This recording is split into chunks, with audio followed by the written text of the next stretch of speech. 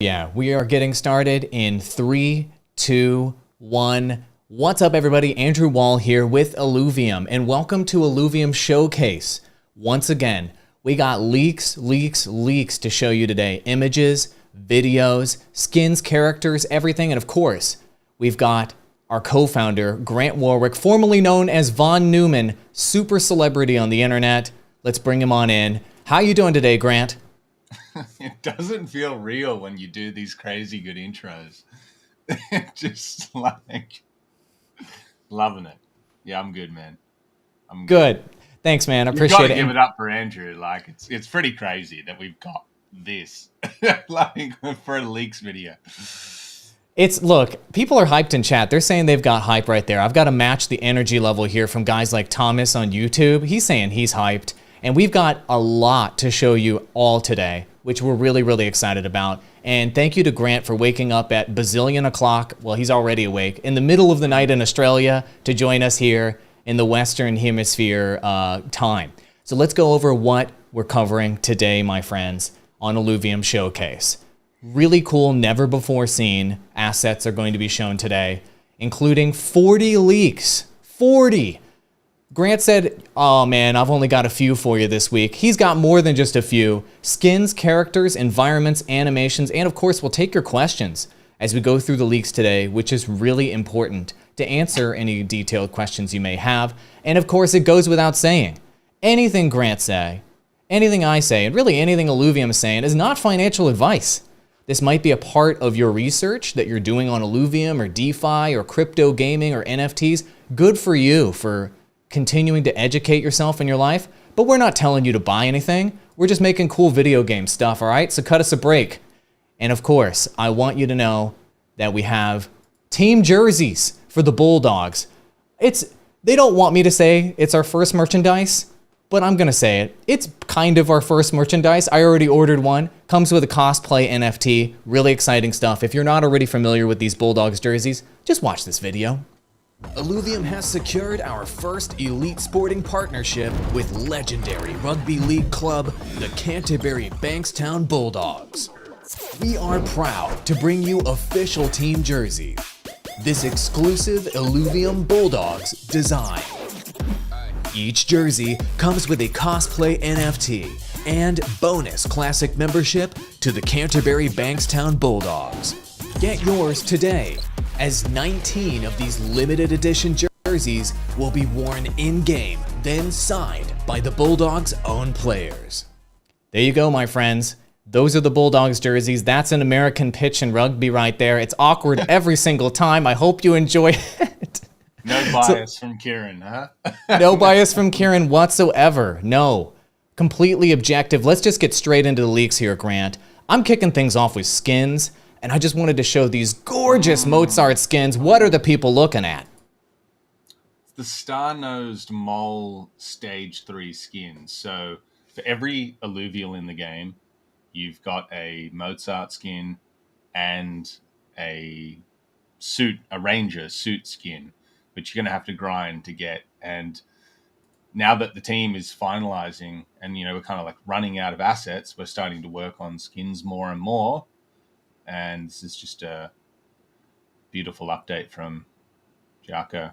It's just never before seen content here, friends. Crazy. This one is gorgeous, man. I love the color contrast with the pinky purple, the Illuvium purple on the brown. It's like a mix of natural and like cyberpunk supernatural. It just is a really cool color contrast. It's amazing how well a kind of organic characters, textures and stuff translate to the Moz4rt design. Oh, it looks so good. This is one of my favorites. I'm sitting here looking at this stuff going like, I'm going to be grinding for this stuff. It's just weird, right? Like I've gone my whole career, whenever you do the art yourself, like you'll do a car commercial or something for BMW or something, and like the car looks amazing, but you don't feel a connection to it. Like you're not looking at it going, I want it, like I'm going to buy that. But with this stuff, it's going to get crazy. People don't realize too that these don't have the VFX as well. So each one of these will have VFX in game. That's the last level of detail that will go. on these skins. That makes sense. And that was a question we got on a previous stream. And when you look at this one, it's clear there's going to be VFX. Yeah. Yeah, I mean, take a look over here. This fire popping off here, this stage 3. I mean, that's not going to be static fire, right? No. No, it'll be... It's a lot of work, but like I said, as a team, we've cut through so many assets. Now we're getting to the fun stuff, which is the collectible side of things. And the beautiful thing is because the teams cut through all of the assets required for the game so quickly, they can really spend time and make these proper. You know, I think a lot of games cash grab a bit with things like skins. So we'll just throw 5 different varied skins out there, and you know, Rocket League does that. You know, and Rocket League's my favorite game of all time, but their skins and packs you can buy are very, you know, quite dead. It's always been quite flat, and because of that, I thought we may as well go extreme. This is a result of, you know, everyone on the team though putting in this passion.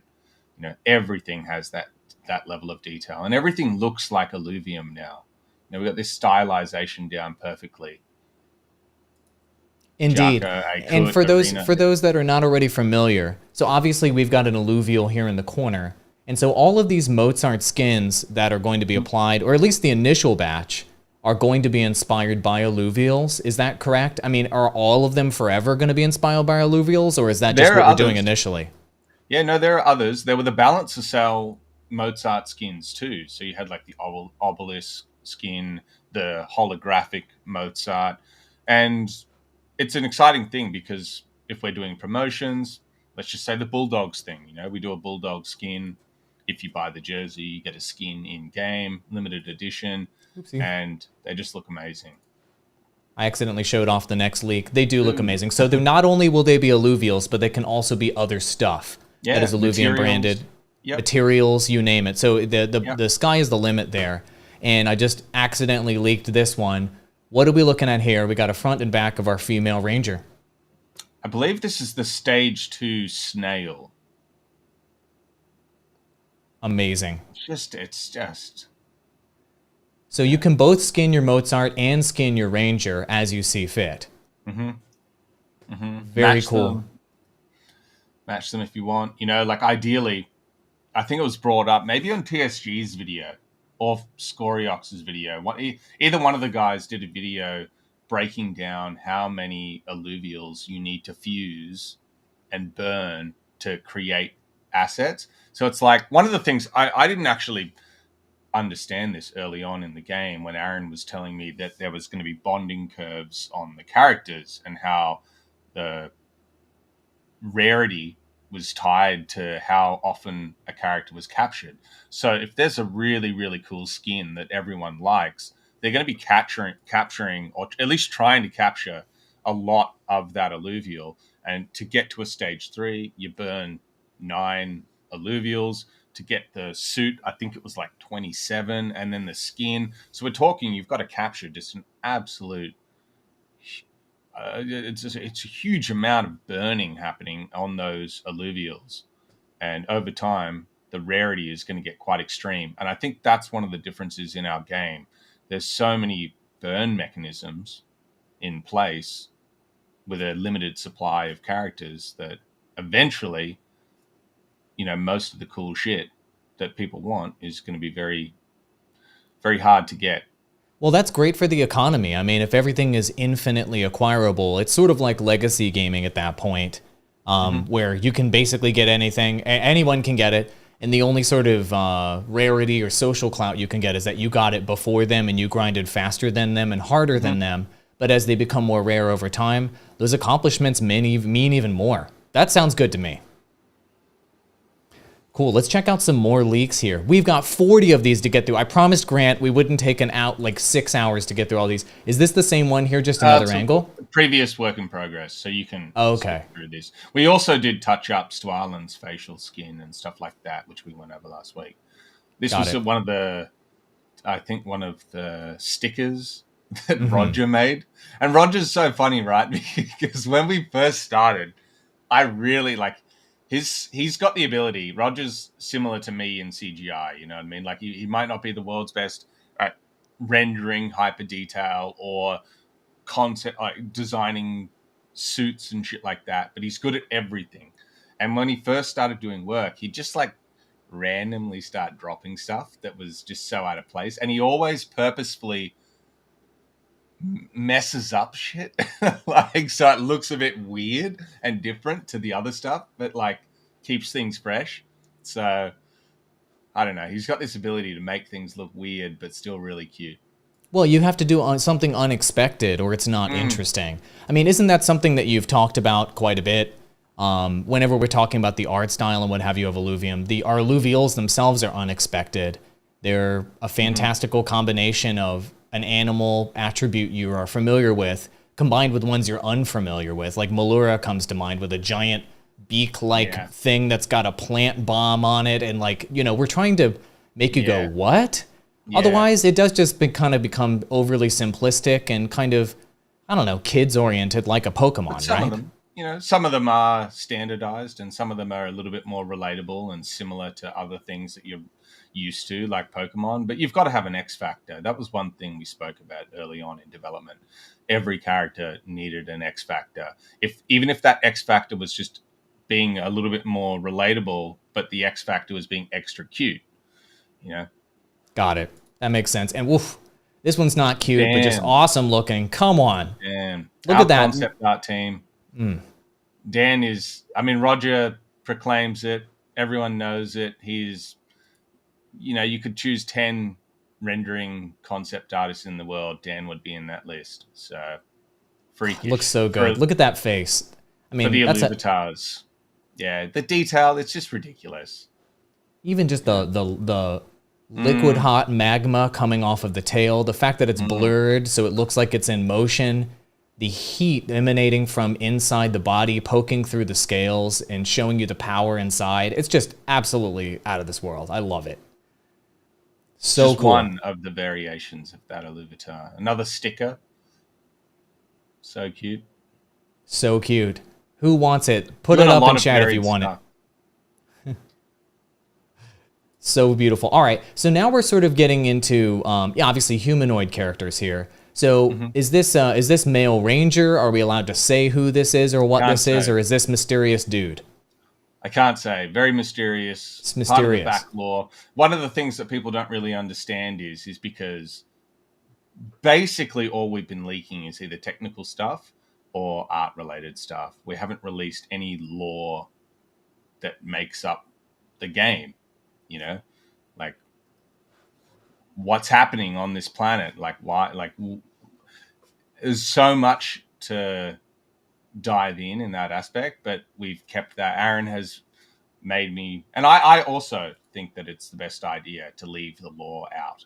You know, it's one thing to share game development and technical stuff so that the community can understand that we are legit and we are producing the game. It's another thing to just start leaking spoilers and shit. So, you know, you can see all the Lego pieces, but until you see the story come together, we won't reveal any of the lore that goes into the game. Got it. So this is a dude. That's all you know about it, guys. But you get to see the making of that dude. We won't say anything more about it. You'll see more of him. So it looks like there's a before and after here. So what is the transformation that's happening here, and what is our team making happen? This can just be a quick one, but basically we're always working on refining the character's texturing and trying to get it perfect in the game. And one of the things that we made a mistake on was adding too many details to the base textures, because this character actually has self-illumination on the spikes and things like that. So you'll notice like what we're realizing is as we polish the game is that things become very visually overcrowded quite quickly. And so we're just stripping things back. And it's just showing people that even now in an unreleased state where we're going through, and we've done this to every single character, all 185 texture sheets, you know, going in and tweaking and polishing. And we're not even... Got it. Less visual clutter. So this sort of illuminated energy stuff, if you will, on the shoulder here, and the blonde tips, if you will, on the hair. By taking this out and making it more plain, there will be less visual clutter then when all of these Illuvials are on a board, or what? Why have less? Why not have everything shooting freaking lasers into infinity? Can you help us understand, why you would want less, not more? Sure. So we're probably the most, we're the most visually rich auto battler ever created. And an auto battler is a strategy game. And this mostly comes from Ben's feedback and the player base giving feedback on just not being able to identify and recognize certain things that are happening when the battle is taking place. And artistically, it might look amazing, and it might look amazing in a movie or a cinematic or something like that. But if you're a strategist and you can't perceive certain things on the board, we have no choice. It doesn't matter if it looks good. Ben's feedback and the community's feedback has to take precedence there, and we have to pull back detail. It goes for everything: textures, VFX, animations, and a sound is another thing. We haven't really revealed in this show yet some of the sound that Nico and the sound team is working on, but they're working on a procedural sound system that automatically reduces the detail in the sound and only shows you what is important. And that same theory applies to everything in the auto battler, because in order for a game to become an esport, it has to be very easy to pick up and for a player base to follow along with. So if we're just cramming too much shit on the screen, you lose that sense of clarity. That totally makes sense. With Warcraft 3 was a game I was I ended up getting top 100 or whatever in that game. And one of the best things about that RTS game, in only North America server, one of the best things about that game was the fact that you could see each individual unit clearly at a glance. You could tell what all of them are. All of the buildings look so clearly different from each other. But in an intellectual property like Warcraft, you could add a million particle effects. In the Night Elves, think about how out of hand you could get with the magic and the fairies floating around and the energy in the blade. And the more you add, the more difficult it is to tell who the units are at a glance.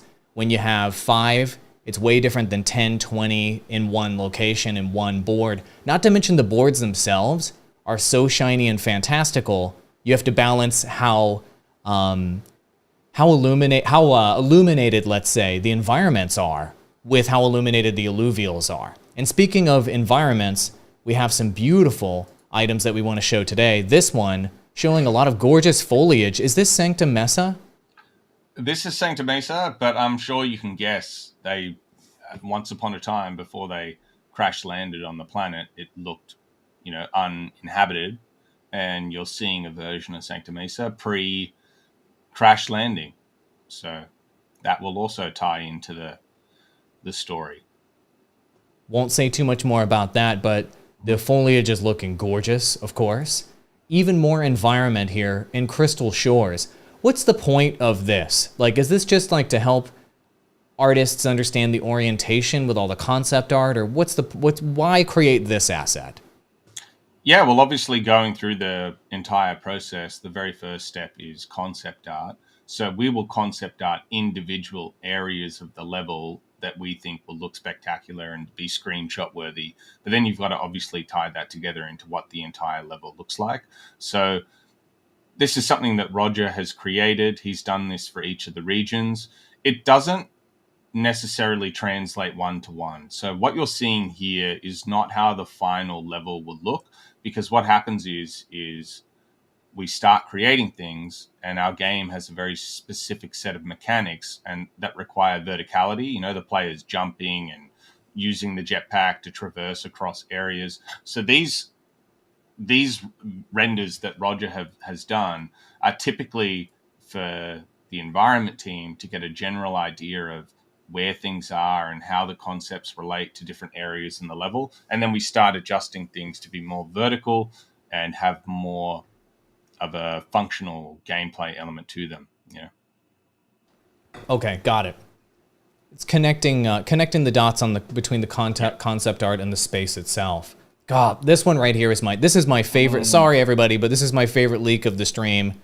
Good God, look at the color palette is just my favorite. Is this house? This has got to be Halcyon C. Yeah. Yeah, Halcyon C. Inside one of the tunnel systems. And we have got a very, very cool, in this area of the game, even though it's just a concept, we have a plugin that we're going to be utilizing.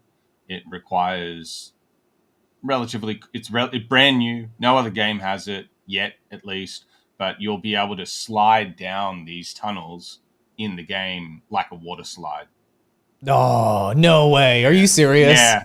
No, dead serious. And if you try and run up the tunnel, you won't be able to. So the idea is that you kind of slide down, collect loot, and then have to get up another way. Because if you want to try and go back up, there's these floods that come down. It's amazing what's happening with Unreal Engine at the moment. You know, it's like you'd be kind of crazy not to be working with Unreal Engine. There's just so many cool things happening. And that's why we're on Unreal 5. Man, I just love this. I want to print some of these and put some of these concept arts on our wall. Maybe we'll do that later. No promises. But let's get into the nuts and bolts of how these environments are created. We've got some rock formations. A lot of assets. Yeah, a lot of assets. So these are things that, a little bit boring, but we put a lot of work into making sure, like Marco and Kendrick, they're the guys who typically work on some of this stuff, and they can just bash out like 50 different concepts, and we just choose which ones we think will work well as Lego pieces. Inside of Unreal Engine, you can't just bring in 5,000 different rocks, and it's inefficient to make that many. So we concept out a bunch, see what works, and right now we're also experimenting with the procedural stuff, which you'll see in a couple of the other updates, and we may potentially use that as well. Very cool. The Crystal Shores Battleboard, it's just a work in progress. I mean, it's so crazy how quickly things evolve, because 12 hours ago, this is an old update now. It's now been changed, but is this the first time we've leaked anything about Crystal Shores Battleboard, though? This might be the first look that the world gets on this. Yeah. Correct me if I'm wrong. I mean, these concepts are very rough. We take these and then have to see if the camera can pan around the scenes correctly. The exciting thing is now we officially have inside of Unreal Engine every single region and every single battle board being worked on to some extent. Crimson Waste being nearly finished, and Abyssal Basin and Brightland Steps following close behind that. But then all the other regions are inside of Unreal Engine right now, and the entire team is cracking away on those. So there's nothing, which feels kind of weird, right? Like nothing new to go into the game from this point. It's just polishing things and finalizing them. So as we stagger the releases of each region, we're going to be drip feed to the user base.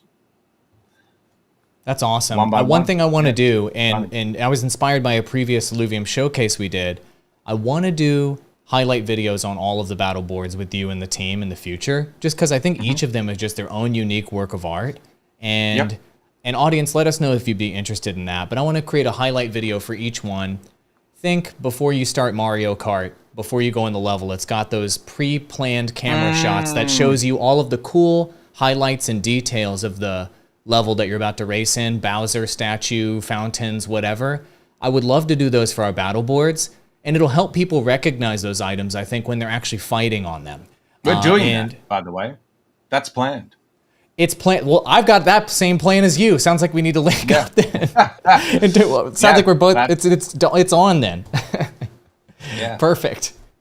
More rock formations. Go ahead. Yeah, because the battle boards are so small, it means that you can really treat it like a diorama, and it's less overwhelming for artists to polish them. When you've got a region that's 500 times bigger than the space of the battle board, how do you spend that same amount of time making them perfect? But the battle boards we can all make look really, really amazing and perfect. So anyway, we'll move on. Awesome. Yeah, we got a lot more environment stuff to go into. Yeah. Further beyond concept into, is this what are we going to call this part of the process? Is this just 3D modeling? Yeah, this is just sculpting inside of ZBrush. This is something that Lorette has been working on inside of the Shardbluff region. and she's just been cracking away at some of these rock assets and trying to bring them to life. As you can see, the tubes are placeholder. A lot of this stuff is work in progress, so eventually these will be glowing orange vines that kind of spew out lava. Whew, sounds good to me. What are we trying to show here? Like, what is this? It almost looks like a heat map on this rock or something. So help me understand. Yeah, this is more procedurally generated assets that Max has been doing. So this is out of Houdini, and all inside of a one procedural network, you control things like the noise, the erosion, and then from there, it generates textures, the low poly asset. So basically, in like one click, you can generate 50 different assets. So if you go to the next slide, I think it should be next up. Yeah, like I sent you a few things with like. Is this what you wanted? No, it'll come later. I'll explain it. Are you talking about the ones that show multiple assets in the same screen? You're talking about this one? Okay, yeah, let's take a look at this one then. Yeah. So if you can imagine, right, like Lorette's working on one of those rock assets from earlier. It takes quite a while to do that, but you've got a very specific goal and concept that you're working from. But with Halcyon C, because the team is wrapped up in other things at the moment, the modeling team, we have now evolved into doing things procedurally. And you're seeing an example of how many assets you can generate with one click. Once Max has done all of the work to get things to this stage, you click a button and it spits out 50 different versions for you to review. And then from an art direction standpoint and, from Mark's perspective, we can just go in and select. We actually said to him, can you please generate less, because we can't choose from all of the variations. They're all similar enough where we just whatever, we'll just choose what we can. But it's very exciting. I mean, this is the future of game development. It takes a very good technical artist to be able to pull this off and make it not look generated, to make it look the same quality as what an artist can create. But once you hit that level, that's when shit really hits the fan, because you no longer spend weeks and weeks and weeks building out assets. You make a really low poly base mesh and then generate a high version over the top of it. Okay. That is fascinating. Yeah, it seems like as a creative, the challenge is going to be narrowing down what you're going to use. The computer's going to spit things at you, and narrowing it down is actually the creative decision, not necessarily creating it yourself. That's fascinating. We skipped over this one. Any comments on this, or is this just more work in progress? Yeah, this is I don't know if people remember from that stream with Mark where we're in Halcyon C, but we have these giant cliffs, and this is the giant death rows that is clinging to those rock structures. So okay, in the lore, cool. Once again, some of these things will tie in, that it'll be explained what it actually is, but it's very cool. When you know the backstory, it's exciting. Which we're not telling you today. So is this, so these appear to be flowers. What are we looking at here? Well, we're looking at material work from Sean. So most game studios have a much larger material development team, and they're using a software called Substance Designer, where you can procedurally create materials similar to how you're procedurally creating assets. You have a node graph network that you plug in a bunch of parameters and tweak values using noise systems and assets that you might bring in. Like we make one flower asset, hand that off to Sean, and then he goes and creates procedural materials. And it's actually amazing, right? Like some of the people on this team started out as juniors, and now within 18 months, if I looked at Sean's work from where we started, I would say he was an expert senior material artist. So whatever happens in his career next, he's mastered this level, and it's just crazy to see. He's improved an insane amount over the course of the game's development, and he's responsible for probably 80 to 85% of the procedural materials in the game. Help our audience who has never developed a game before understand these materials we're taking a look at right now. How will these be used? Where is our audience going to see these materials in the game, if you will? Like what's the implementation look like? Everywhere. So some of them are kind of generic and they're designed just to be utilized across rock surfaces and things like that. Like the assets that were generated in that previous version from Halcyon C will use this material over the top. So we get the large form details from the generated asset and then apply this procedural material over the top of those, and the end result is that a very small amount of work was done by the artist, but then we can utilize that across a huge amount of assets in the game. It's just trying to be efficient, and this is how any modern AAA game development works nowadays, where you don't want to hire 30, 40 texture artists. You just want to be able to have a 15 different, 30 different rock assets and then apply one material to those. Question from chat here from Jim Barino. Is this a picture from the James Webb Telescope? We can't say because that would spoil some of the lore of Illuvium. We're so sorry. We can't let you know whether Illuvium is within the range of James Webb Telescope. Good try, though. Maybe they should take up this system and leak videos that they're or images they've taken live. Maybe they should. That'd be cool. Yeah, it would be cool. They should come on our show and do some leaks here. I'd look at that. So these, I've never seen you show me anything that looks like these next few images we're showing. So there are these diagrams here at the bottom, and then we've got, environment assets at the top. So what do these mean? So Salvatore, another one of the environment artists on our team working on the Sancta Mesa region, is experimenting with where the ship crash lands, obviously displaces the earth and the terrain. And, we've got to build out how that would look. What would happen if a giant spaceship crashed into a cliff face and broke apart all the rock and things like that. And because the other modelers on the team are busy, even though he's an environment artist inside of Unreal Engine, a lot of the people on our team are generalists, and he's an expert with a software called Gaia, which procedurally generates terrain using erosion systems and things like that. So, we use multiple different world creator programs, Gaia and World Creator being a real-time version, and it just allows you to very quickly ideate and experiment with different terrain types so that you can export them into the game, test them out, see how it looks near the spaceship, and keep going. So he's been working on that. None of this is final, but I just thought it was cool to share because it's a software that I tried to learn like 5 years ago, and I was like, screw that. Like, math nodes and things like that. It's quite complex, but it's amazing to see what the team can do and how because we're a small studio, we don't have the luxury of hiring 5 people doing one, menial task over and over. Everyone's kind of got to adapt and do different things. That's awesome. Thank you for sharing those insights right there. We are going to now get into some videos. So I kind of saved these toward the end because animations are always fun to see things in action. One of these videos is going to have some audio. So go ahead and turn up your streaming quality to maximum. Let's get into it. So first things first. Did you move your setup?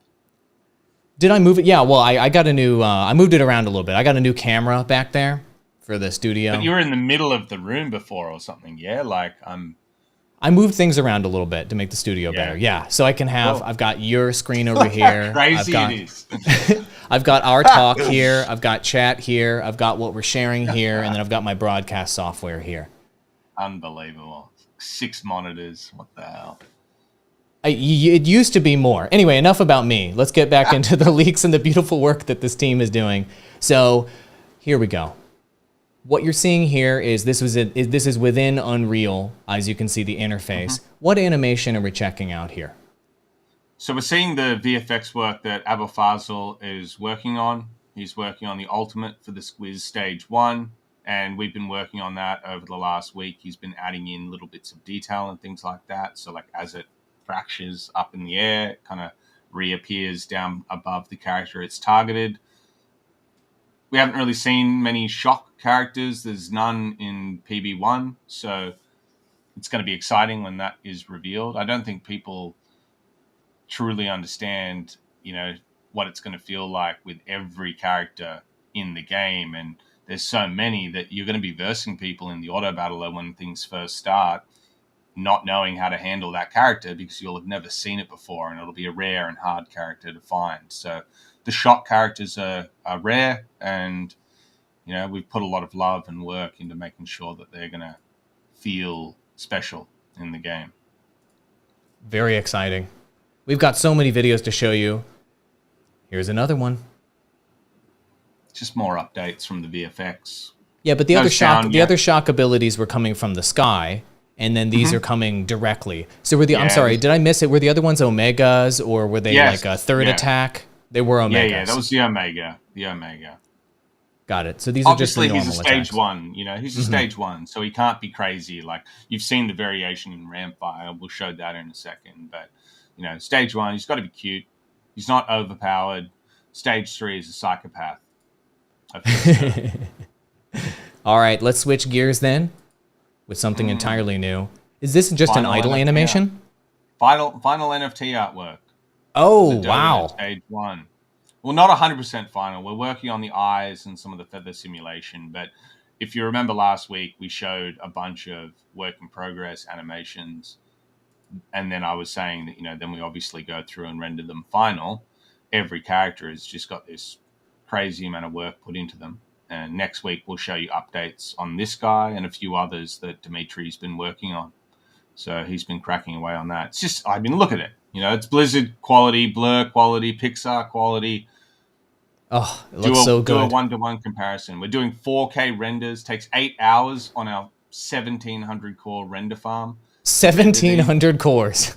Yeah, we have the most powerful V-Ray render farm in the world. Hold on. Are you serious right now? Tell us a little bit about that. That's an unknown fact. Maybe not the most powerful, but the fastest. So we have the latest 128 core render blades in the world.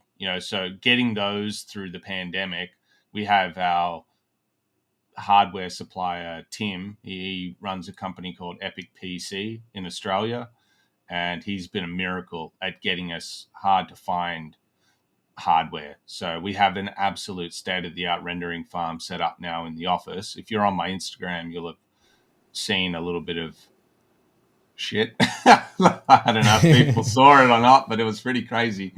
So when I come over to Australia, I've got to see it. What blows my mind is that people are buying NFTs, like static images of like goblin poop or whatever now.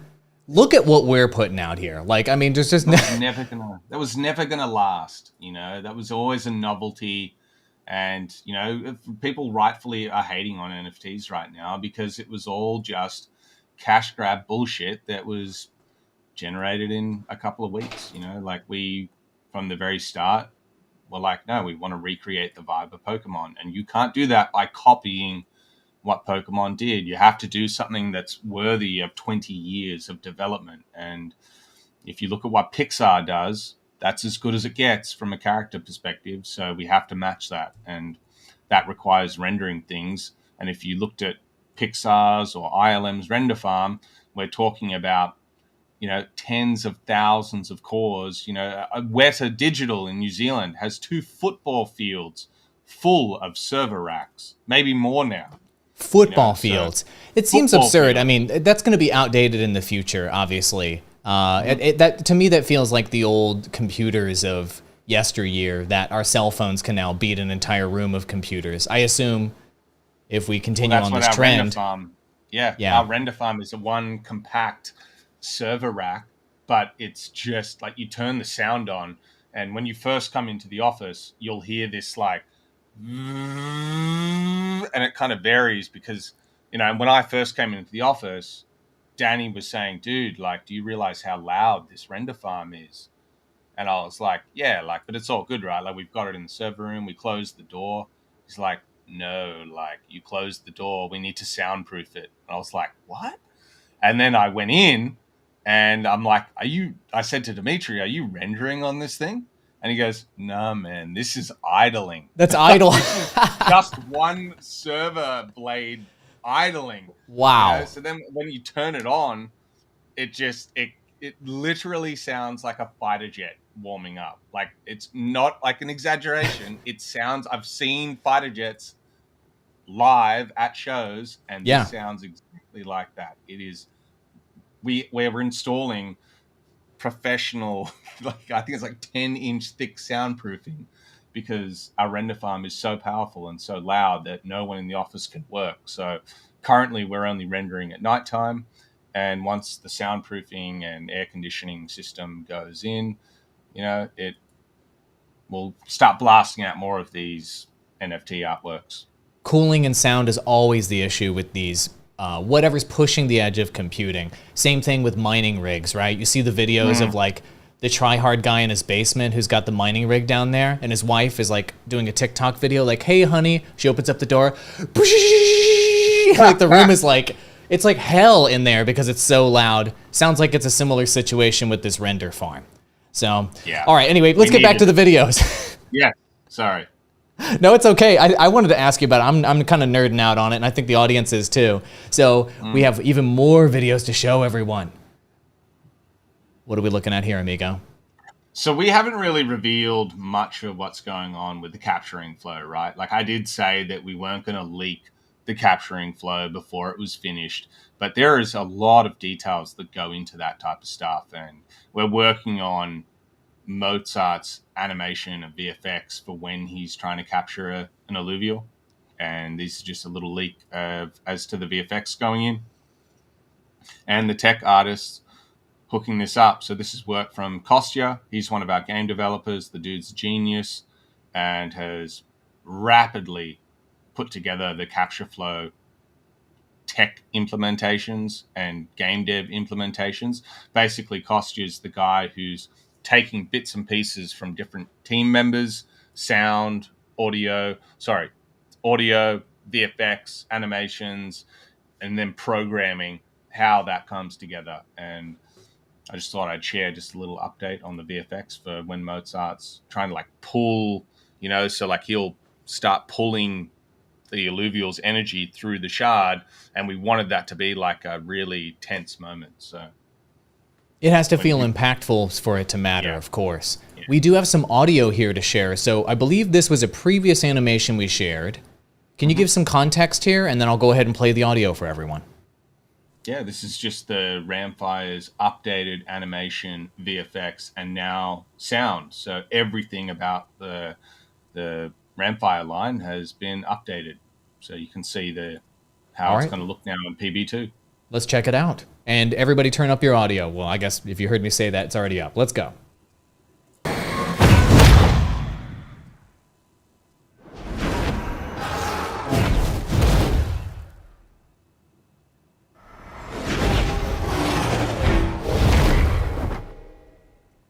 So cool. That is so cool. So we're getting to see all 3 stages of this line and the Omega ability.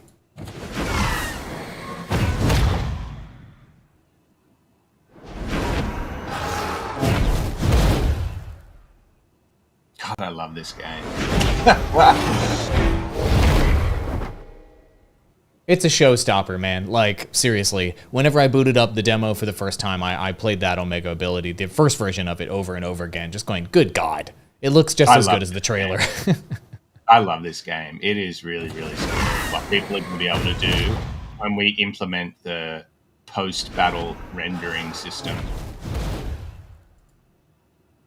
So cool. Everybody's waiting, literal fire, waiting to experience this one. Absolutely.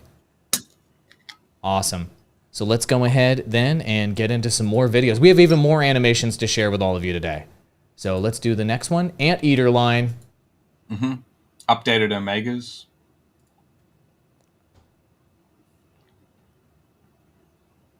And can you refresh our memory on when this Omega happens? Obviously, it's point. What is it?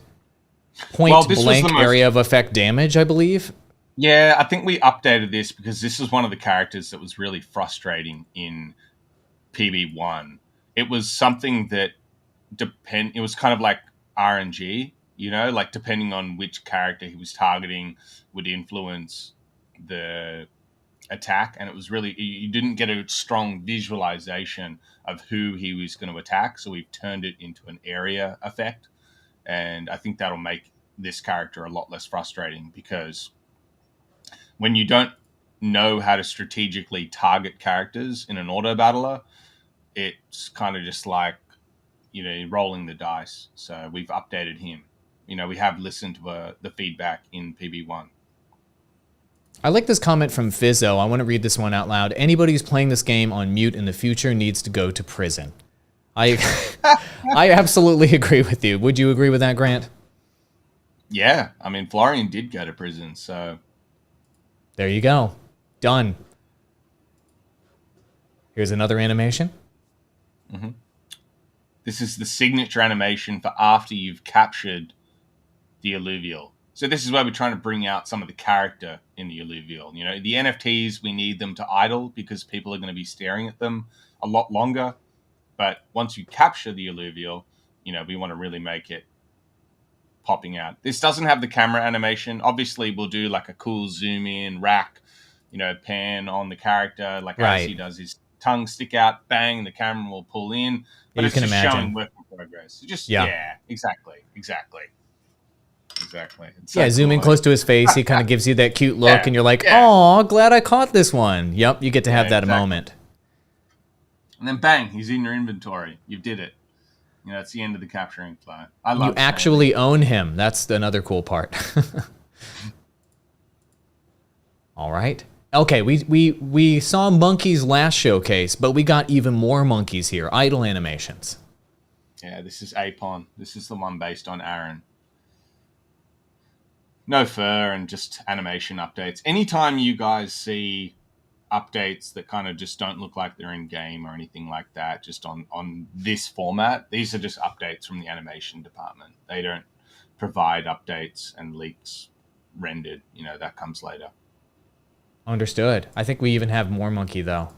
Here's our taunt animation. Ooh, I like the chest beating there. Did I send you his attack? I think you sent me 3. I think the attack one is next. Yeah, cool there. Yeah, you'll see why it's based on Aaron. Okay, here's the attacks. Oh, really? Okay. Let's see what's Aaron about this. No, he was a tennis coach before this game, so. Oh man, that's so good. How cool is that to be able to? We're putting in the work. Come on. I mean, that's so creative. How cool is it though to be able to create something like this for your brother to actually play and for millions of gamers to experience? I mean, that's got to be unreal. It wasn't our idea to put them in. I think it was like Roger's idea or something like that. I don't know. Definitely wasn't my idea to put a bunch of monkeys in. Okay. The team has a lot of creative control. This isn't just top-down direction from Grant and the other Warwicks. The team gets to come up with creative ideas and execute. This is a tech update from Gizu. He is another genius on the team.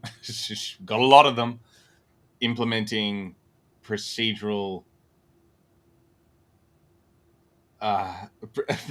simulation on plants, and we need the ability to trigger between functional simulation, like when you stand on the plant, it behaves a certain way versus just kind of like falling underneath you.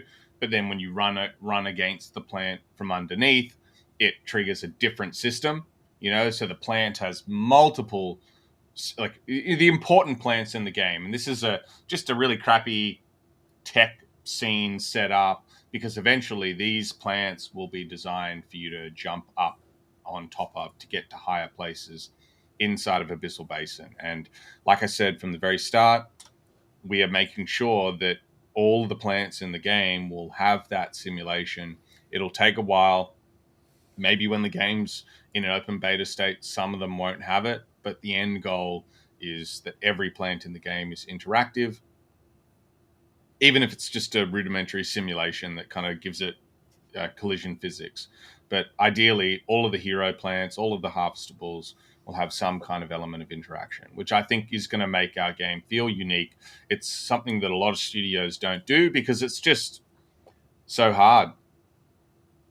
Well, and plants are going to play a bigger role in our game as well. With we'll call them attack plants. We've talked about in previous streams. These will be more important than just a set piece in terms of gameplay mechanics. It's also, I mean, as a set piece, it's quite important because when you don't have a game with like 50,000 different mechanics with 5 years of development into it, you can offset that by just making the game feel lively and like you're in that world. And I've experienced that when I first played Crisis back bloody 15 years ago. Like I built my first high-end computer for Crisis, and I just sat there. I didn't finish the game because I was just too busy running around the environments, interacting with the plants and ferns, and it was all amazing to me. And then a lot of games, it was like after Crisis did it, a few games implemented some kind of system like that, but no one said, let's take what they did and make it everywhere and make it interactive and tie it into the gameplay mechanics. So it's a big vision, but I think we'll achieve that. When you've got guys like Gizo on the team who, they're just geniuses. It is what it is. I'm not hearing. You're not hearing me. Oops. Illuvium's going to be so grinding oriented. I muted myself because I was drinking water.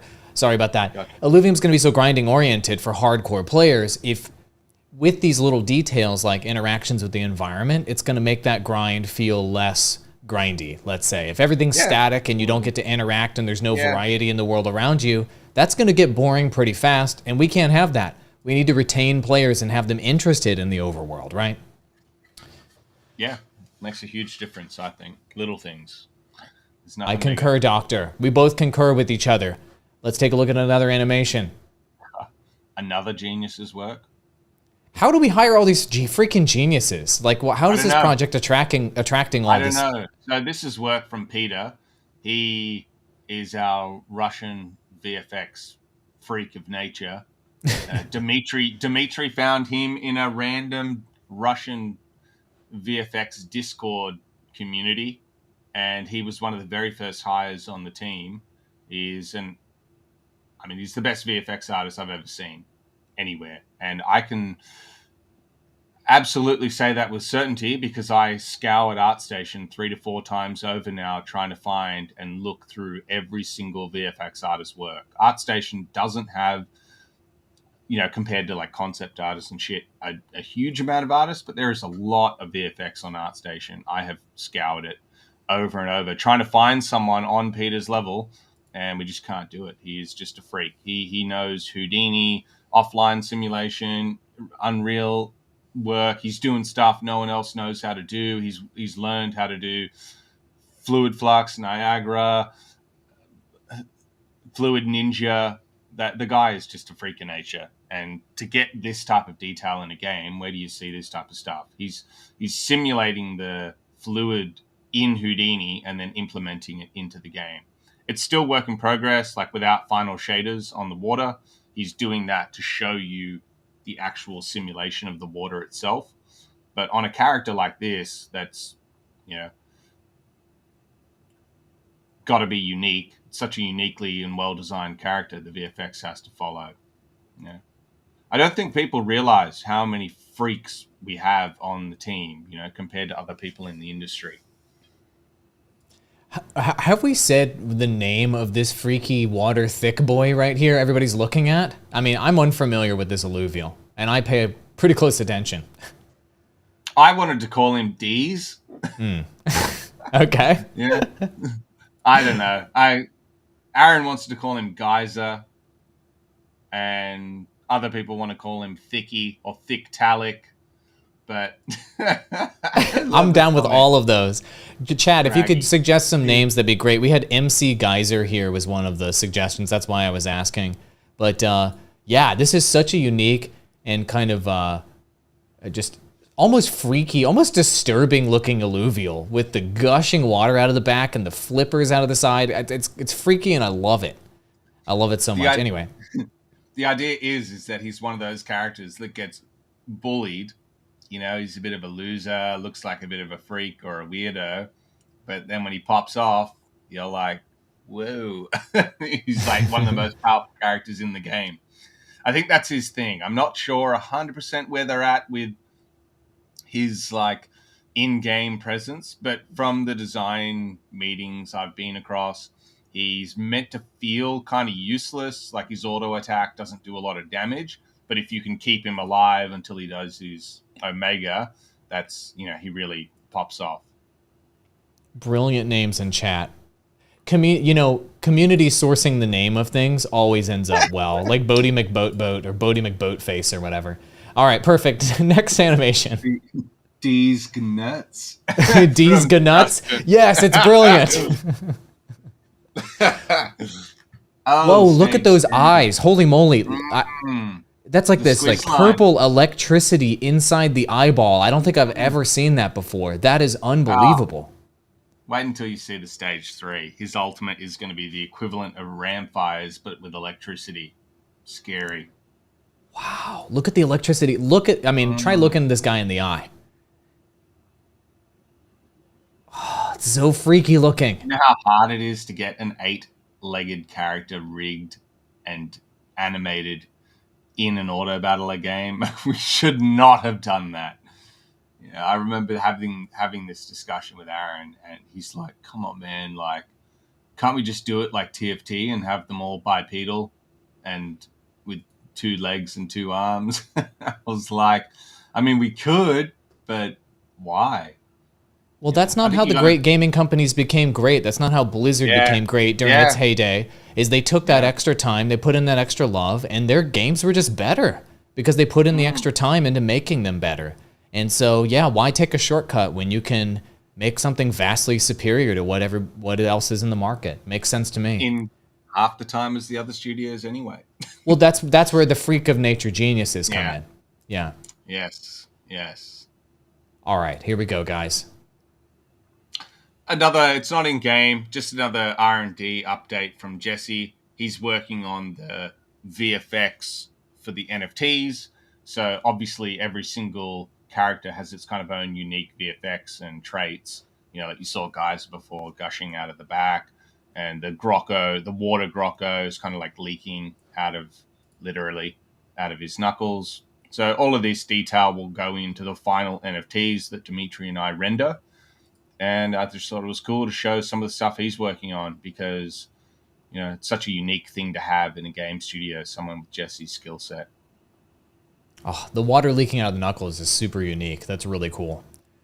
It doesn't look great yet, but it's an unexpected creative choice, which is really cool. You're gonna remember the water knuckles guy, right? And at the very least, that attribute is going to be remembered. The fire Grocko will have fire, each.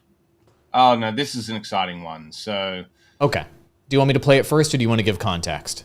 I'll give you a little bit of context because this is heavily work in progress. So we said that, we couldn't be Horizon Forbidden West and stuff like that. Now, they had a tech team working on Wave implementation for years on their game. And, we can't achieve that.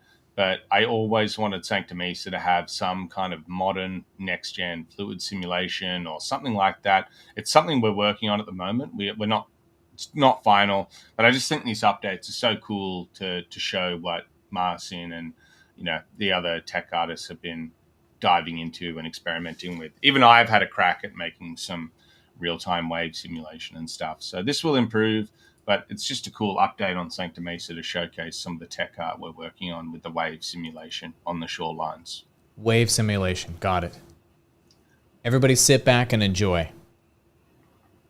Yeah, we gotta add particles and things like that. But getting a dynamic, interactive wave sim in the environment is a really complex task. And as this improves, it's going to be really cool. The other videos show it obviously more in detail, but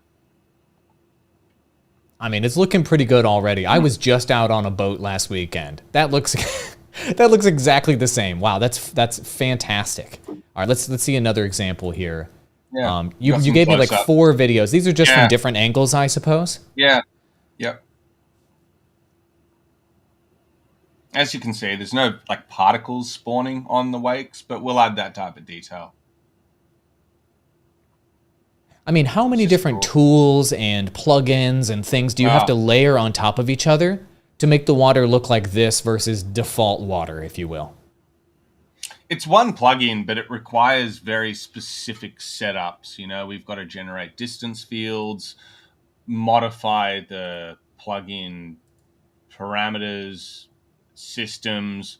The beautiful thing about Unreal Engine is you can take a plugin from someone that they've developed and then just dive into the back end of that. And someone like me couldn't do that, like someone on the art side couldn't do it. But, you take someone like Marcin on our team, who is a tech artist expert, and they can do really cool shit. You can see the type of details coming through the foam and things like that. Now, the game's stylized. We're not trying to be photorealistic, but no one wants a static shoreline in a game. It doesn't feel the same. So once you get sound in and particles spawning on the wave crests, it's going to look amazing. And these are the types of details that we don't have to do, but when everything else hits the standard that we've hit, you've kind of got to do it. I'm just loving looking at it, like, especially knowing that it's work in progress too. I mean, it's only going to get better than this, everyone. Yeah, that's what Grant is saying. It's only going to get better. He can only see the things that are not complete with these wave animations. Mm-hmm. Waves, grass, like Fizzo said in the chat, it's the little things. Wow. It is so relaxing to just watch this. I kind of just want to watch it on loop. Maybe we should make a looping screensaver for everyone to look at. So good. Let's watch this one more time. I think there was a total of 4 of these wave animation videos for everyone to enjoy. Are we going to have another 90-minute leaks episode? No, it's going to end soon. This is it. Well, I think, I'm not sure if we have any more animations, but we're almost done with the leaks. I promise. Okay. I know. I promised you it wouldn't be crazy long. All right. I don't mind if it's crazy long. I mean, some people just apparently don't have time for all the leaks. I'm sorry. I'm sorry that we share so much information with the community. My apologies. All right, beautiful. Those were all the leaks for this episode, 40 plus leaks. We obviously have more next week. And as Grant mentioned, we are planning on doing audio next week if we can get some of those audio leaks in there. So guys, get your headphones on for next week. Same time, same channels. Also every week we have Illuvium Insider. Tomorrow I've got Bryson, the biggest Axie creator in the world, Rich, our community manager, and Charles Jansen, a global billion-dollar megacorp DeFi advisor. This guy's going to be interesting to hear. We're going to talk about how the GameFi industry could potentially go mainstream. What did we learn from Generation 1 games like Axie that we can take into Generation 2 games like Illuvium? Should be a really interesting conversation, I'm hoping. And if you didn't know, we're doing daily live streams on Twitch with our top influencers around the world, such as this live stream. So go follow over on Twitch. And our friend Rich, our community manager, he's got Kuka's Cave, my friends. Trivia, sweepstakes, leaks, live events, all kinds of good stuff on Discord. So if you're not on our Discord server, you're basically missing out on the most engaged and highest quality Discord server in all of Web3 gaming. Everybody that's on there knows what I'm talking about. And of course, if you haven't already, do not miss out on Illuvitars.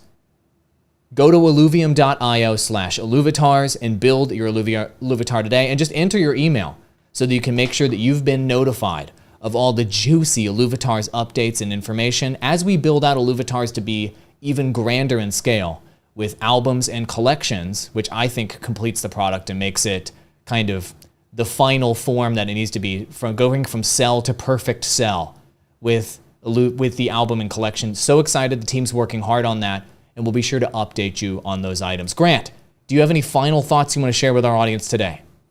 But wait, there's more. I'll be streaming. Wait, what's happening tomorrow, did you say? Around... I'm doing Illuvitars tomorrow. When's... From now, how many hours is that away? This time tomorrow? 24 hours. Okay, so before that, in the lead up, I'll do some Abyssal Basin streaming. I did say I'd do it, so we'll showcase Abyssal Basin in a stream on the Twitch channel. I'll do some development and set dressing work. I was not expecting that. Okay, so if you're not following on Twitch, you'll miss it. Sad for you. So go over to our official Twitch channel. That's Illuvium.io over on Twitch.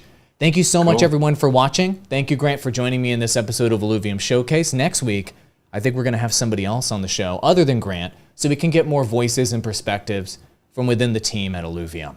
We'll see you in the next episode of Illuvium Showcase. Adios, everybody.